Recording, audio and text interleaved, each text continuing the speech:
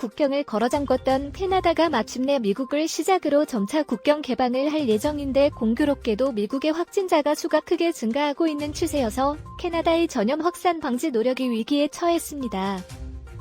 연방정부는 지난 7월 21일에 9월 7일부터 코로나19 백신 접종 완료자에 대해 전면적으로 캐나다 입국을 허용한다고 발표했습니다.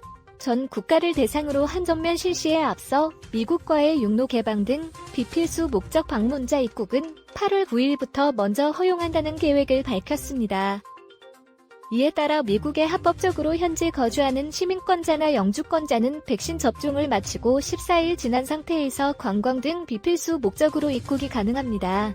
현재 연방정부 사이트에는 모든 해외 입국자들은 반드시 입국 전에 어라이브 캔 앱을 통해 백신 접종 증거를 올려놓도록 규정하고 있습니다.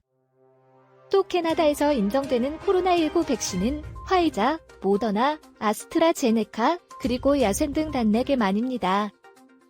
미국 시민권자나 영주권자였어도 해외에 현재 거주하는 경우에는 허용 대상에서 제외됩니다. 이렇게 미국 거주자들이 대거 캐나다로 아무런 제한 없이 들어올 수 있는데 미국의 코로나19 상황은 점차 악화되고 있습니다. 6일 기준으로 코로나19 새 확진자가 10만 7,140명을 기록했습니다. 일주일 동안 하루 평균 확진자가 10만 명을 넘기고 있습니다. 코로나19 대유행 시작 이후 1월 초에 일일 확진자 수가 25만 명에 달하는 등 절정에 이르렀습니다.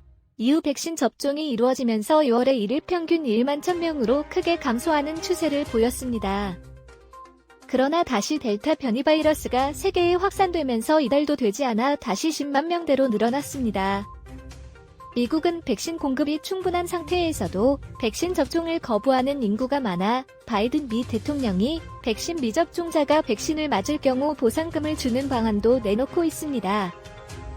현재 세계에서 미국이 코로나 누적 확진자 수에서 3,654만 7,563명으로 가장 많고 사망자 수도 63만 3,126명 등으로 세계에서 제일 많습니다. 캐나다도 8월 들어 확진자 수가 빠르게 증가하는 모습을 보이고 있습니다. 이런 상황 속에서 미국 관광객까지 몰려 올 경우 캐나다의 4차 대유행도 더 빠르게 다가올 수밖에 없습니다. 이번 미국과의 완전 국경 개방에 대해 캐나다의 관광업계는 환영의 목소리를 내고 있습니다. 결국 1년 반 넘게 지속되어온 코로나19에 따른 봉쇄 정책에서 이제 코로나19와 공존하는 회생 정책을 모색해야 하는 분위기입니다.